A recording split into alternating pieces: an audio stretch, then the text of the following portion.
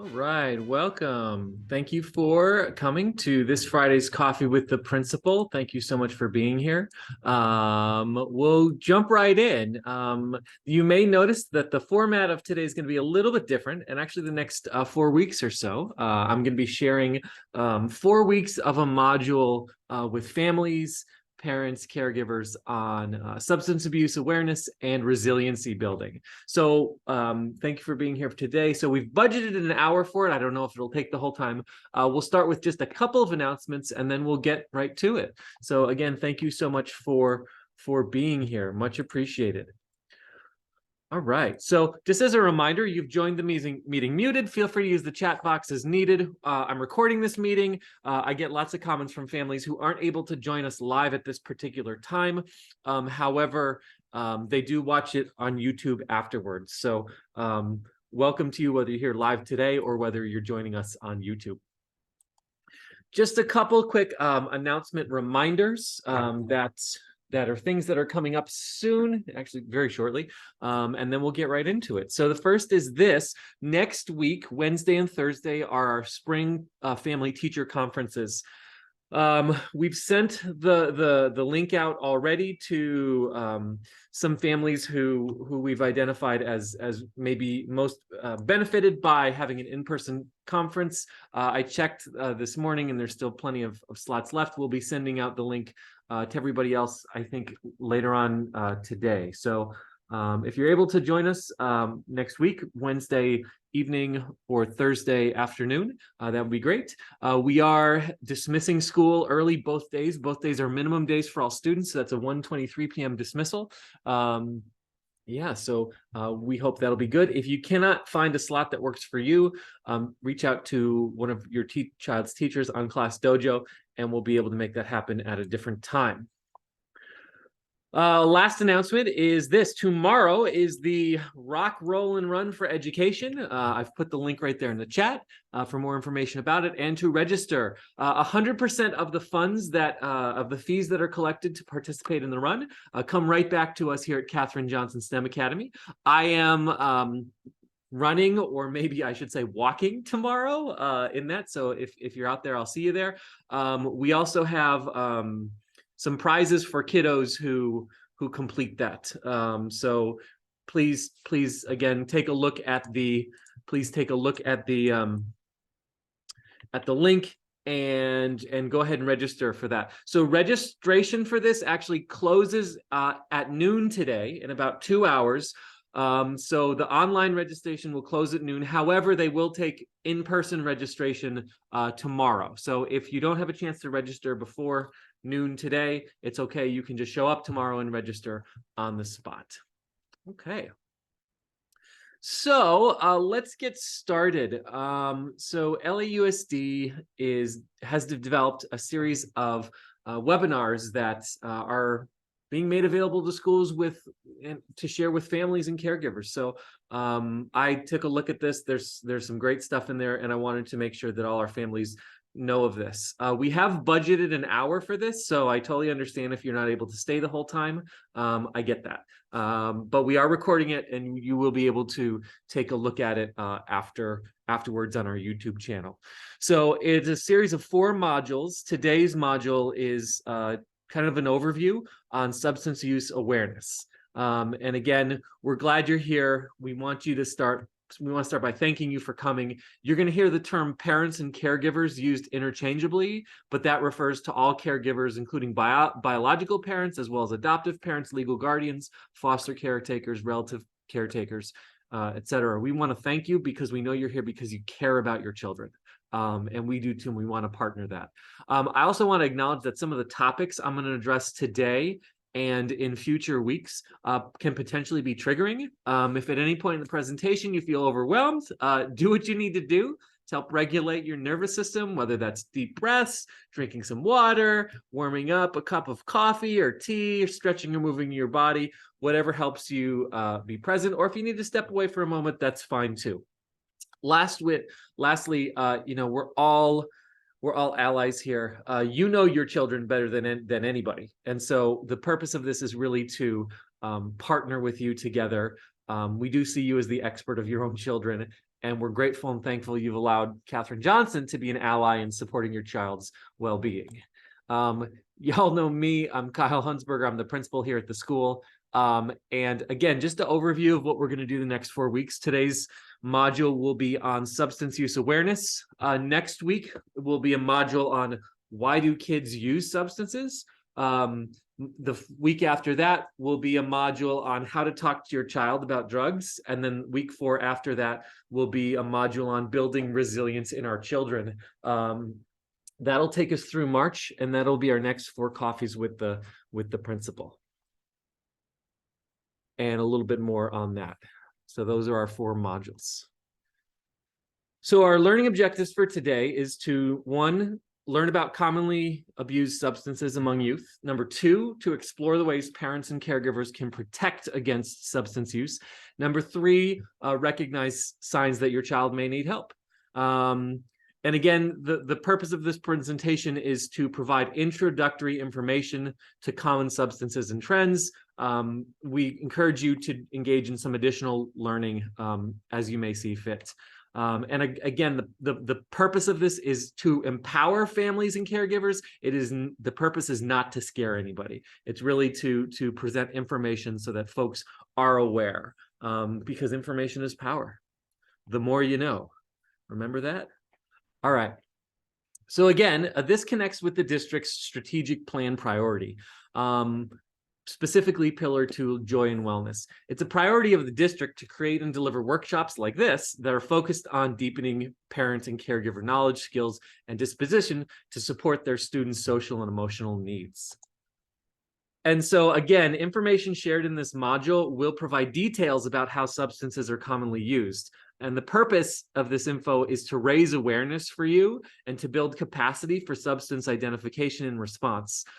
We recommend that you use discretion with students viewing this presentation, as it could spark unintended curiosity and learning. So just that's the disclaimer. Okay, so a couple of key points at this time. One thing I want you to just, silently pause and reflect on and think about, what are some things that give you hope or strength during hard times?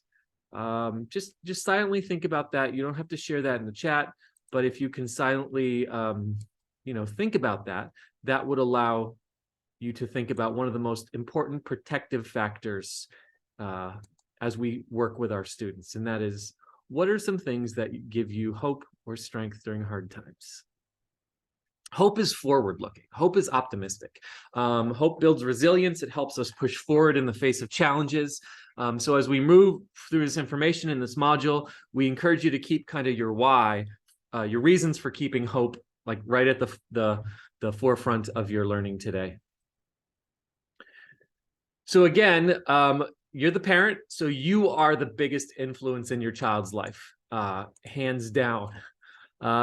Having open and honest conversations is one of the most powerful ways to connect with children and help them make healthy choices. Additionally, when addressing challenging topics like drug and alcohol use, it's not about having a one-time drug talk, but rather it's about tackling the subject through more frequent organic conversations that evolve as your child gets older. Teachable moments will come up all the time. We encourage you to use these as natural opportunities to discuss substance abuse with your child. From a young age, parents can begin to set clear expectations, rules, and messages for their children. Today, I'm going to introduce to you some commonly used substances by youth and leave you with important messages to share during teachable moments. So drug abuse has been a national health concern for decades. Trends change, but the challenge remains the same. Children and teens do have access to a wide range of substances. Not all youth use drugs and alcohol, but some are taking risks when it comes to drugs and alcohol. Statistics say that about 50% of teenagers have misused a drug at least once. Brain science informs us that early drug abuse correlates with substance abuse problems later in life. Additionally, more research tells us that starting use in childhood and adolescence increases the likelihood of addiction. But there's good news, and that is that the other thing research shows is that the number one reasons teens decide not to use drugs, it's not the school, it's parents and caregivers. So study after study shows that parents make a huge impact on whether or not child ends up experimenting and abusing drugs and alcohol at a young age. Parents have a significant influence in their children's decisions to experiment with alcohol and with other drugs. So y'all have the power in this. So here's some more data. According to a guide developed by the Centers for Disease Control and Prevention, the CDC, by the end of high school, so by the end of 12th grade, about 1 in 5 12th graders reported using prescription medicine without a prescription. About 2/3 of students have tried alcohol, and about half have reported using marijuana. Finally, about 4 in 10, or approximately 40%, have tried a tobacco product. Here's the bottom line. Any use by children and teens really is concerning. Any drug or alcohol use by teenagers is considered drug abuse because the substances interfere with their normal brain development. Impact on brain development can increase the risk of cognitive, behavioral, or emotional problems later on. Young brains are at a much higher risk of developing dependence and addiction of substances. Research has also helped us understand the unique risks of substance use for children and teens. Childhood and adolescence is a time when major changes are taking place in the brain, specifically during development. Introducing any addictive substances during the sensitive time can have both short and long-term effects. It can interfere with healthy development, especially in the parts of the brain that control memory, learning, judgment, and emotions. It significantly increases the risk of lifetime addiction. Regarding safety, teens who use drugs, adolescents, pre-adolescents, are more at risk of engaging in other risky behaviors, such as unprotected sex, dangerous driving, risky use of social media, and more risk of experience violence. In terms of relationships and academics, adverse effects of drug use include poor peer and family relationships, poor academic performance, school failure, and increased dropout rates. Additionally, with health, drug use is also associated with mental health issues, suicide risk, and can contribute to physical health problems and loss of life. Our youth do, in fact, have access to a wide range of substances. Today, we'll focus on 4 substances commonly abused by youth in schools nationwide: alcohol, marijuana, medication, and vaping. Again, alcohol, marijuana, medication, and vaping. We're going to review the prevalence, the dangers, trends, and common misperceptions for each. So think about what are some of the messages that you are hearing about these substances. What are some messages that you have been learning, whether it's through the media or social media? Think about what you've already heard or what you're aware of. We also encourage you to think about what's one substance or one fact about each substances that you would like to share with your family. We're gonna share a lot of information, or I'm gonna share a lot of information right now. I encourage you to take a pen and paper and just think about what you might want to share with your child, specifically, over the weekend. A call to action prompt at the end of the module is going to encourage you to look back at this presentation and think about, okay, what can be some of your next steps as a parent in helping your child avoid the dangers of substance abuse. Okay. So we're going to start with this. Alcohol so our 4 were alcohol, marijuana, medications, and vaping. So we're going to start with alcohol. Alcohol is the most commonly used substance among our youth. What do kids call it? Because we all know that kids have all sorts of names for everything. So they may not actually call it alcohol, but sometimes they refer to it as brew juice, or sauce, or booze, or hard stuff, or firewater, suds, liquid bread, Kool-Aid, jungle juice. Those are just some of the words that kids use when they're describing it. One major misconception that youth have about alcohol is that, it can make a boring time fun. Some of the dangers, you're well aware, it impairs reasoning, it clouds judgment. Long-term heavy drinking can lead to alcoholism, liver and heart disease, and you can even OD on alcohol. Common signs of abuse or intoxication includes slurred speech, lack of coordination, nausea, vomiting, and hangover. And believe it or not, there are emojis in this social media 2.0 world. There are emojis that indicate a lot of these substances, and there are emojis that actually refer to alcohol. These ones are actually, emojis of alcohol that kids may be familiar with. So what does the data say? Studies show that alcohol can lead to the use of tobacco, marijuana, and other illicit substances. Additionally, students who use alcohol exhibit significantly greater likelihood of using both licit and illicit drugs. Early drinking is a risk factor for alcohol use disorders, and binge drinking increases the risk of addiction in people of any age. And the teenage brain is more susceptible to addiction. The definition of binge drinking is the consumption of an excessive amount of alcohol in a short period of time.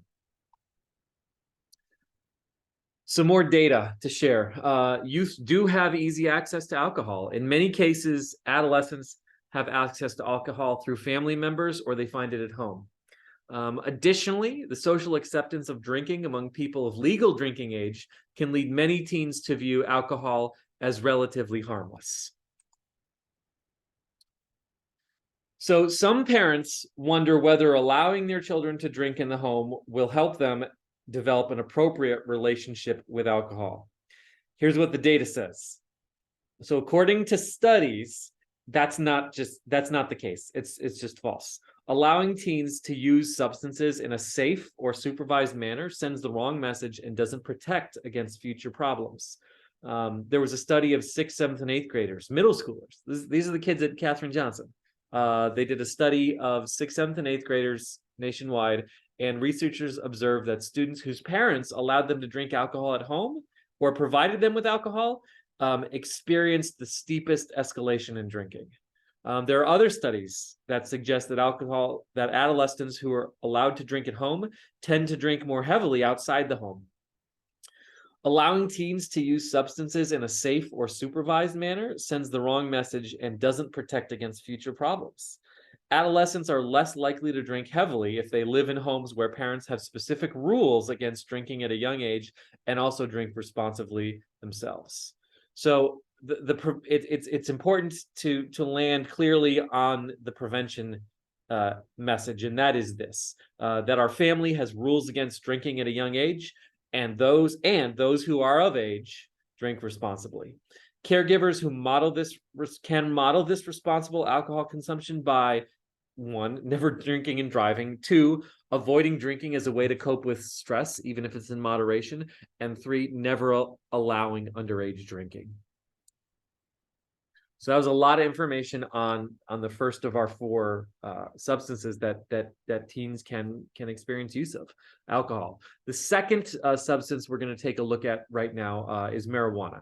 So you've heard about this. What are kids calling it these days? So it may be referred to as blunt, bud, dope, ganja, grass, green, herb, joint, Mary Jane, pot, reefer, sinsemilla, skunk, smoke, teens, or trees, weed, and wax. So those are all just sort of names that might be.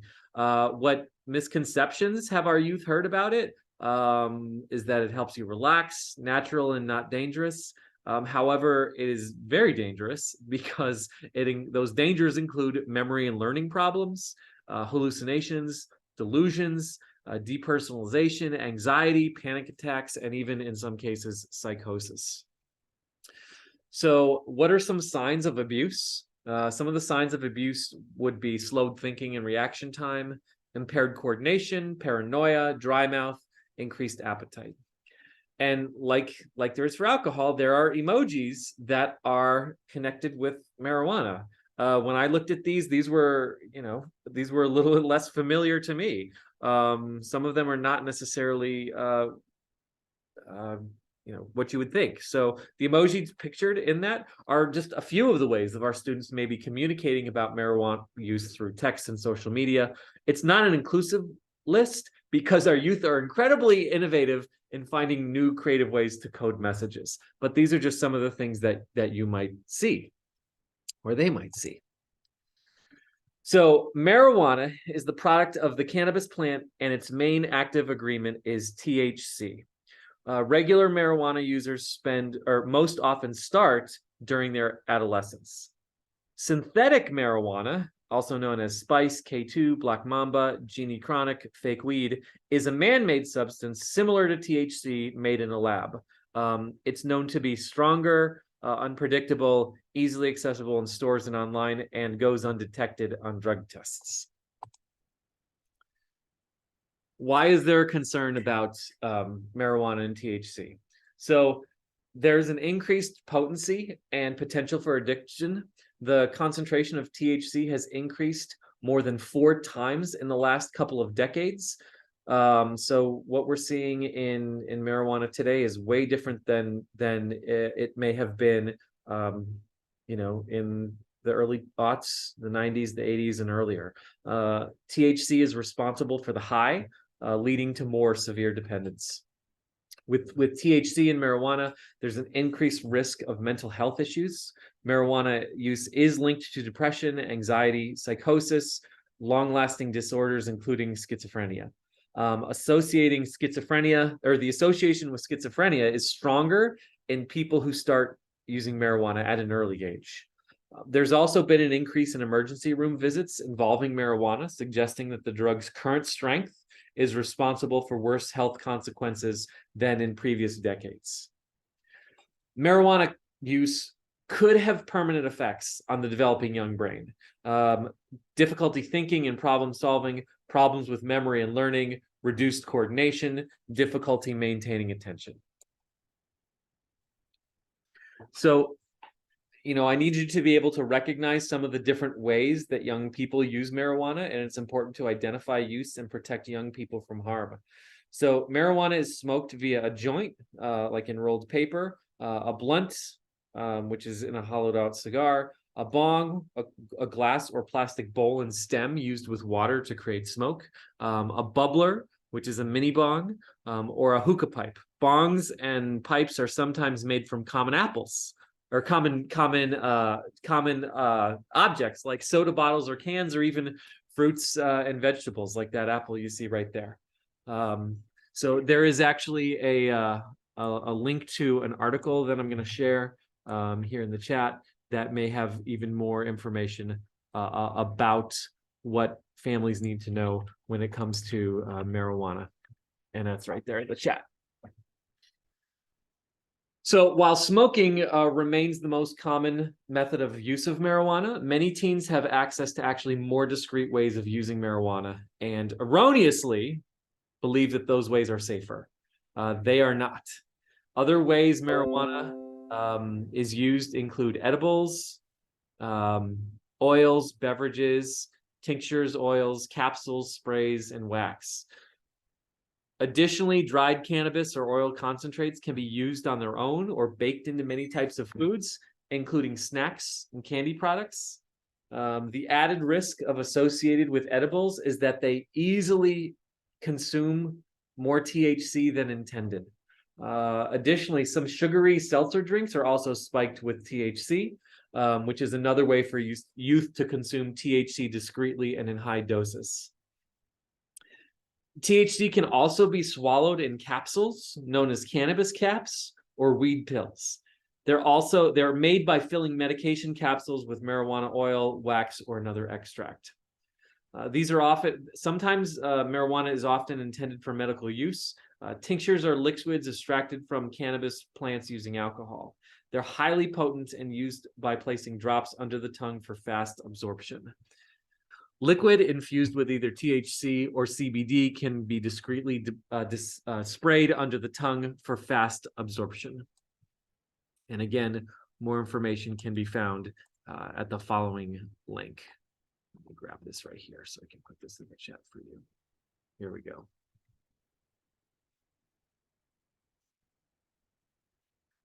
Let's talk about our third one. So we've talked about alcohol, we've talked about marijuana. Let's talk about vaping. So vaping is the inhaling of vapor created by an electronic cigarette. So, kids have names for this. So they call it e-cigs, e-hookahs, mods, vape pens, vapes, tank system, joules or juuling. Sometimes they call it pen. So what are some misconceptions that our youth have heard? The misconception that they've heard is that it's not as harmful as cigarettes, and you can't get e-hooked, and they are, and you can. So the dangers of vaping include a harmful impact on brain development due to nicotine's highly addictive components, the worsening of anxiety and depressive symptoms, sleep problems, negative impact on memory, diminished concentration, poor self-control and attention, exposure to cancer-causing chemicals, life-threatening lung damage, and chronic bronchitis. So some common signs of abuse include increased thirst, nosebleeds, sleep disturbances, irritability, frustration, respiratory systems, minor taste loss called vapor's tongue. And again, just like, welcome to 2023, there are emojis for this. So the emojis pictured are just a few ways our students may be communicating about vaping through text and social media. Again, it's not an exhaustive list, but it's just some of the ways that may be the case. So the vaping device consists of a battery and a cartridge for containing the e-liquid. Vaping is the act of inhaling and exhaling an aerosol or vapor made from a liquid or dry material that is heated in an electronic powered device called an electronic cigarette or e-cigarette. There are numerous toxic ingredients inhaled when vaping. The liquid can contain flavoring, nicotine, or even marijuana concentrates. While cigarette use is on the decline, the use of vaping and other e-cigarette products is increasing. This may be due in part to a misconception that vaping is somehow safer than cigarettes when there's absolutely no evidence of that. Additionally, there's this nationwide crisis fueled by the reality that there's thousands of kid-friendly flavors from Cool Mint to cotton candy. Vape companies use flavoring in the vapor that appeal to children, and children are almost 20 times more likely to vape than adults. Smokeless devices may also lead to more use of vaped marijuana. It doesn't produce the same telltale smell and can be used more discreetly and in turn more frequently. Vaped marijuana tends to be more potent with a higher concentration of THC. There was a wave of severe lung injuries and deaths associated primarily with marijuana vaping in 2020. Vaping devices come in a variety of shapes and sizes, with some resembling USB flash drives, pens, or other everyday objects that are often difficult for parents and teachers to recognize. E-cigarettes can look like regular items, such as flash drives, highlighters, lipstick tubes, etc.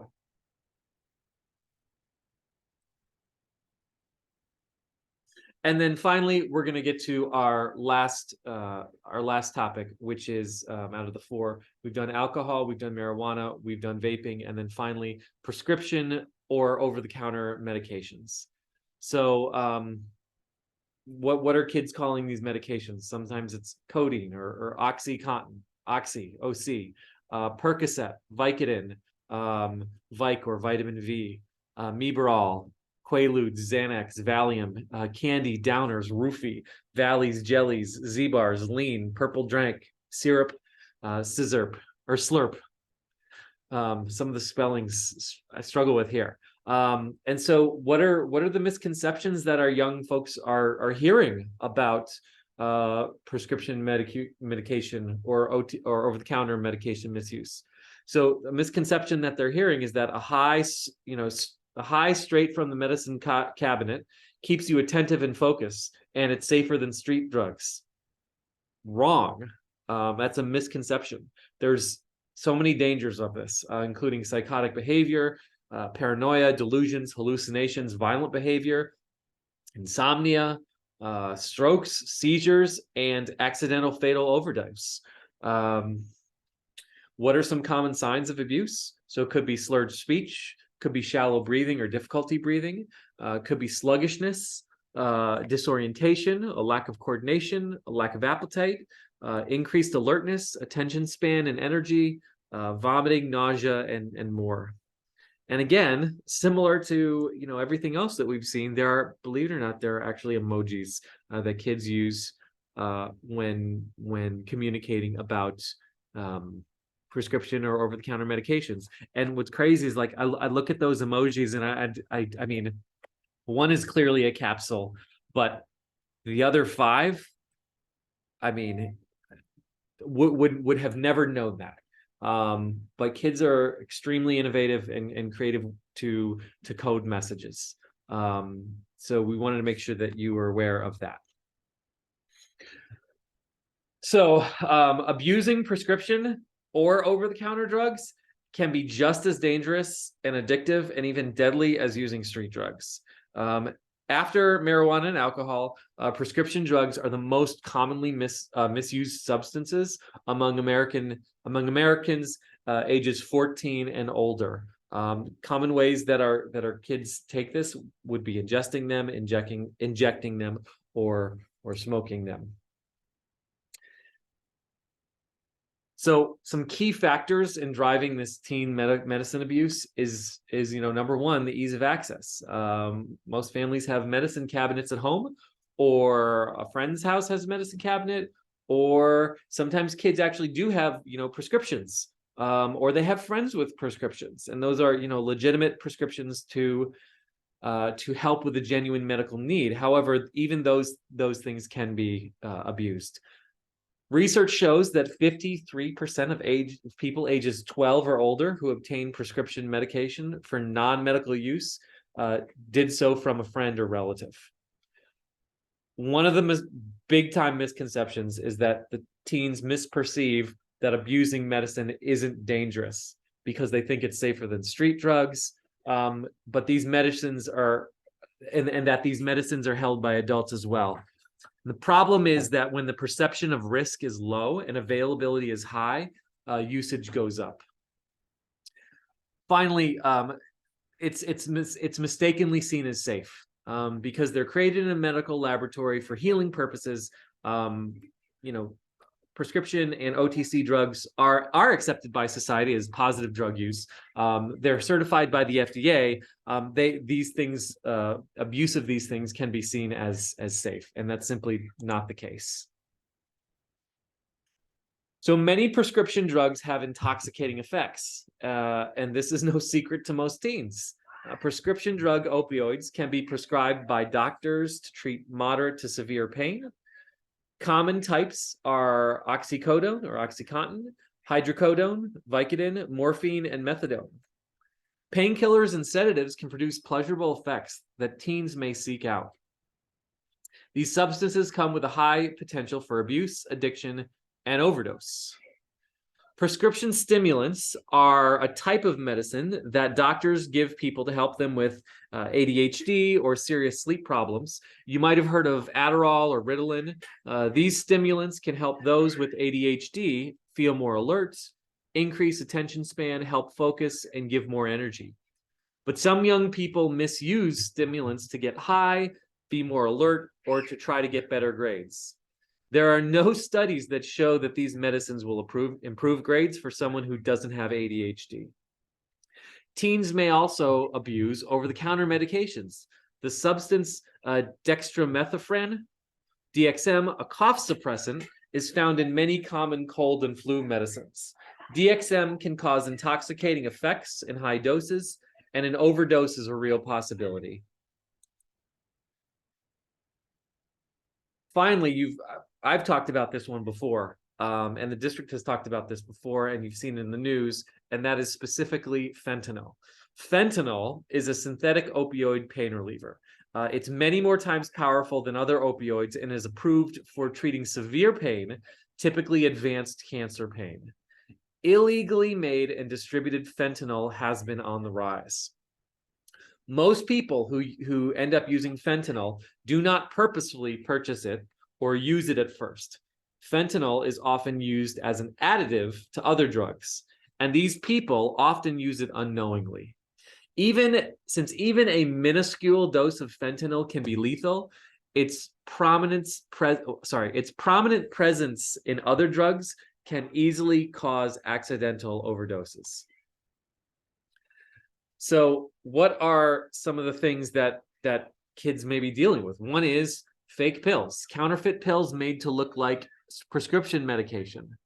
Additionally, fake prescription pills are easily accessible and often sold on social media. These counterfeit pills are increasingly lethal. Fake pills often contain fentanyl or other methamphetamines and can be deadly. 4 out of 10 fake pills contain a lethal dose. And finally, these target youth specifically. Fentanyl is also made of a rainbow of colors, so it looks like candy. So what can parents, families, caregivers do? We've talked about our four things, but specifically with medication, because medication has an approved use for health, and using it appropriately per a doctor's prescription should be done. But how do we send a clear message as families to our kiddos when it comes to medication? So you can protect your children by sending a clear message about medication from a very early age. Children as young as preschool can learn some things. Number one, you only take medication when you're sick and only if your parent or doctor gives it to you. Number two, taking medicine by yourself, taking the wrong medicine, or taking medicine that isn't specifically for you is dangerous. 3, just because it's in a family or friend's medicine cabinet doesn't mean that it's safe for you to take. Number 4, and this is a big one, the misuse of medication, even just one time, can lead to serious illness or death. And medication misuses include taking someone else's medicine, using medicine in a way other than prescribed or directed, taking medicine to get high, or mixing medicine with alcohol or other substances.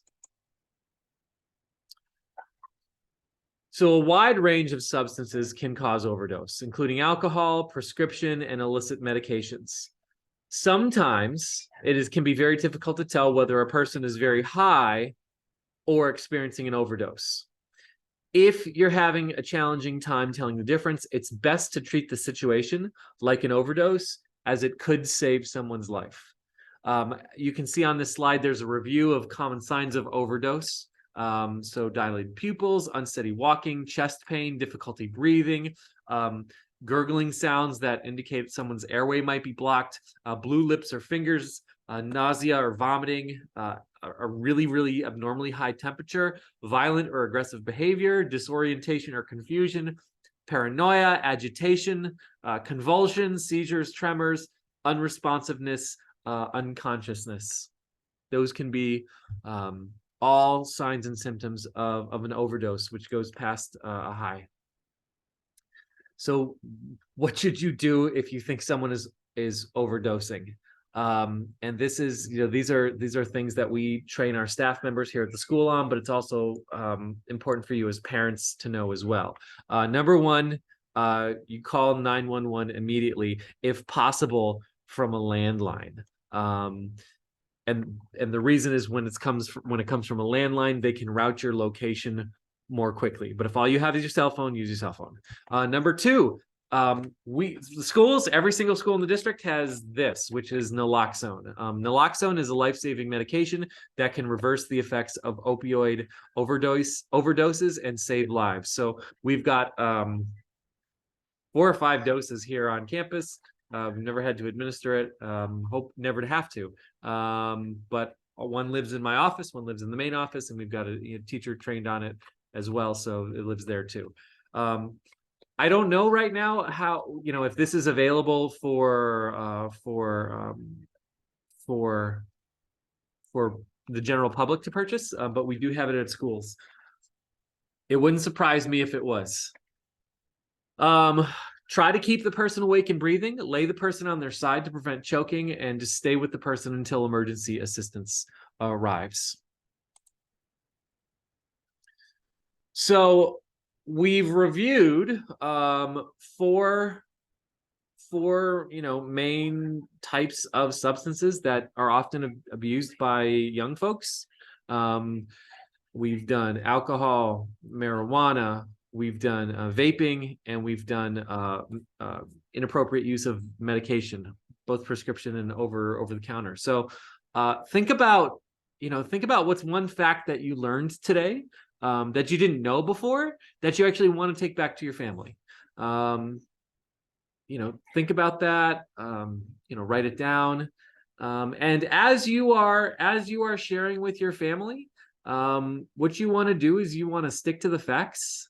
We're not intentionally trying to scare people, so we want to avoid scare tactics, but we want to address the myths. There's a lot of misconceptions and myths about some of these things being safe or not as bad as something else, but we want to be direct and honest about risks and dangers that are associated with substance abuse.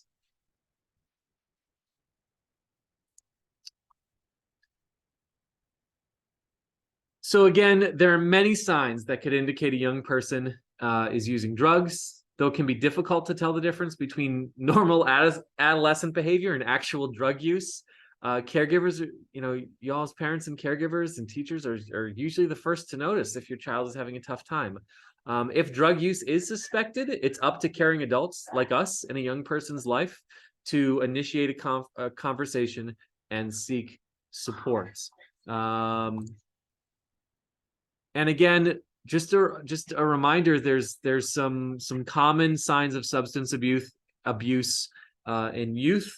A lot of this comes from knowing your child, because kids at the middle school age are rapidly developing, and so they are, and everyone's, I think about the kids we have here at Katherine Johnson STEM Academy, all sorts of different personalities, and it's who they are. But what we're looking for, and what you should be looking for, is changes in those things.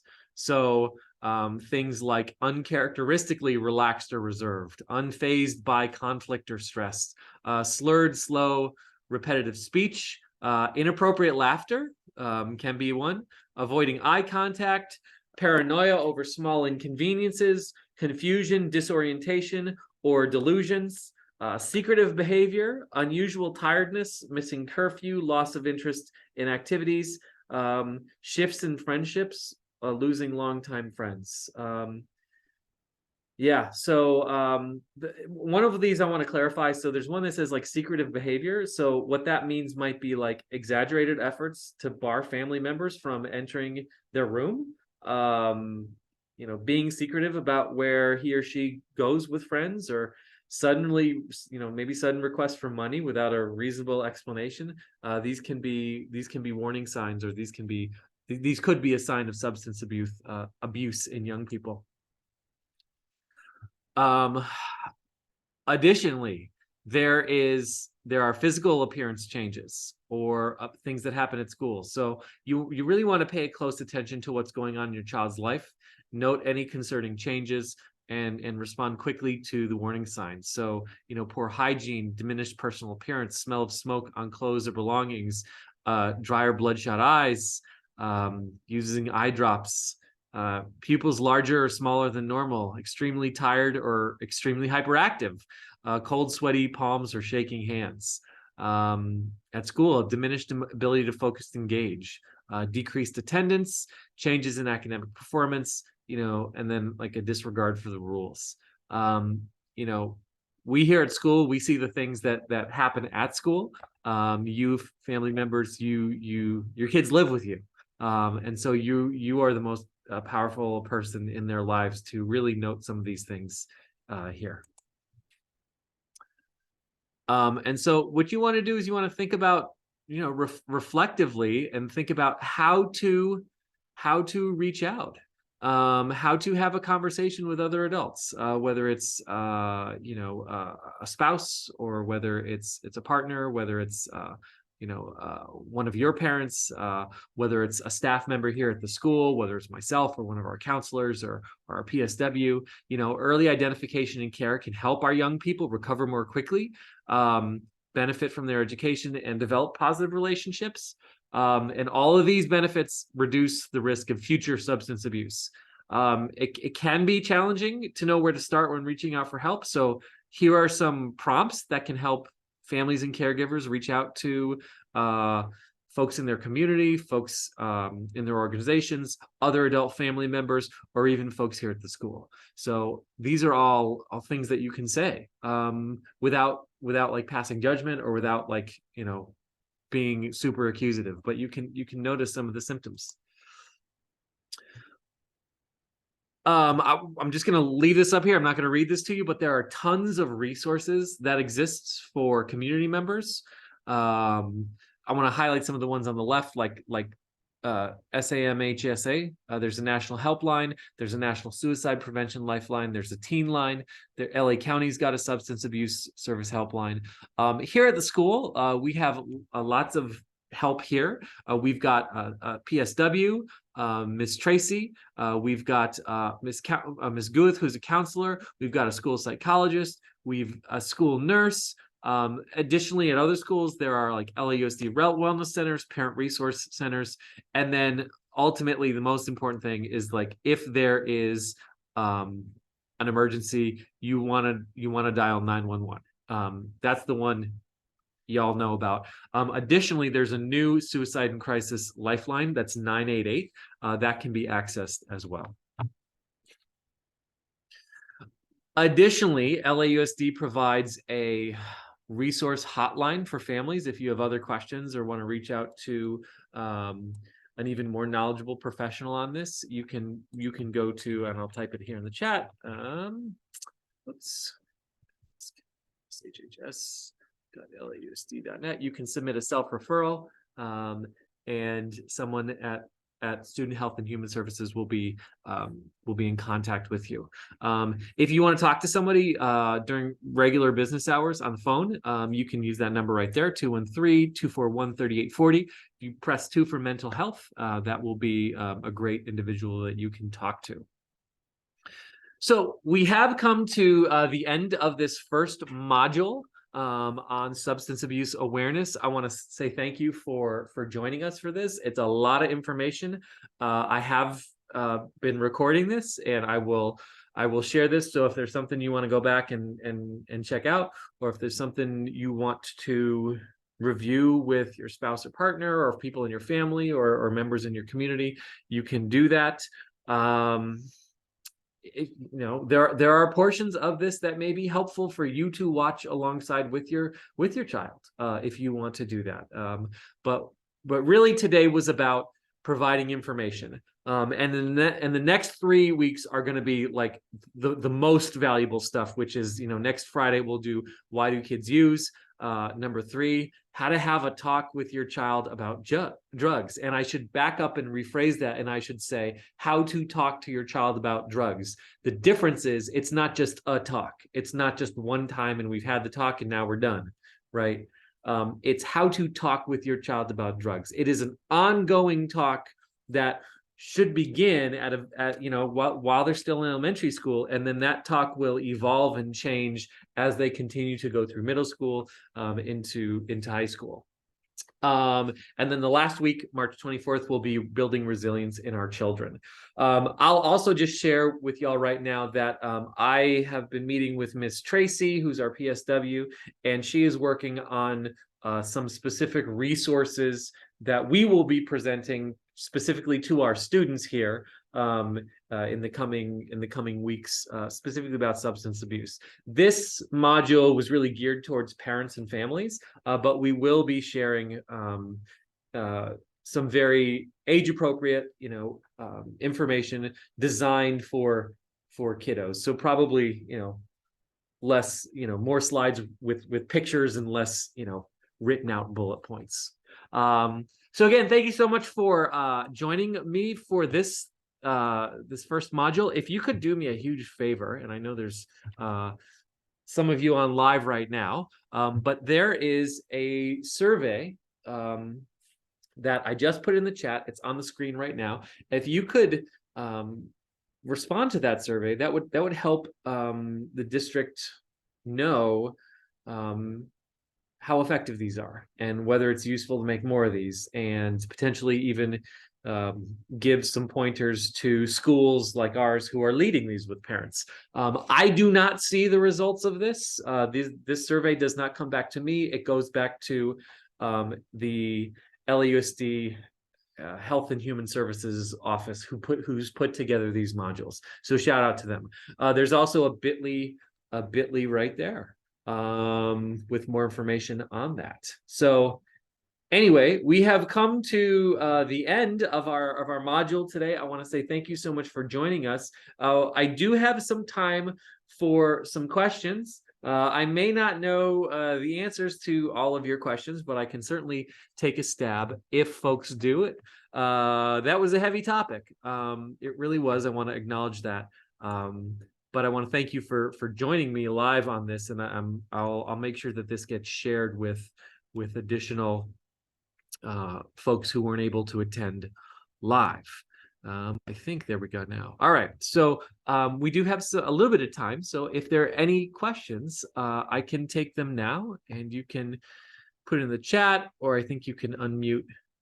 Yeah, I'll pause and see what questions there are.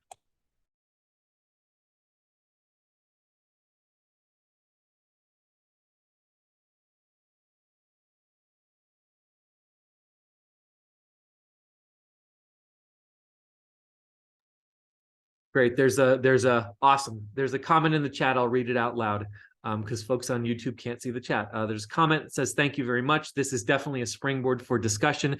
It's given me the courage." So I want to say, awesome. And that's really the purpose of this, for you to know, one, it's really important, and two, we want to provide you with all the information you need so that you can have that discussion.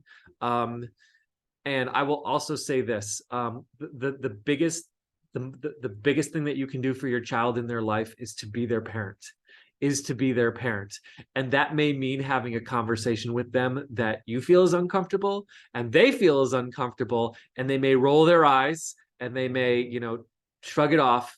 But later on, when they have become amazing people because they avoided substance abuse, they avoided other risky behaviors, they will look back at you and say, "Oh my goodness, I am grateful for my parent or a person in a caregiving role who had that uncomfortable series of conversations with me." So that's the point.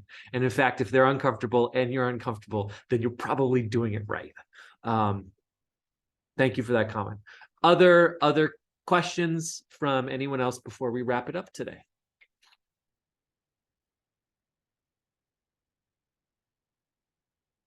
Okay, well, we'll wrap it up. Thank you very much. Have a wonderful Friday. Hope to see you at Rock, Roll, and Run tomorrow morning. You've got an hour and 7 minutes to register online. If you here's it in the chat again. If you miss the 12 o'clock cutoff, then just show up tomorrow, and you'll be able to register in person. All right, thanks so much, and have a great day and a great weekend. Bye-bye.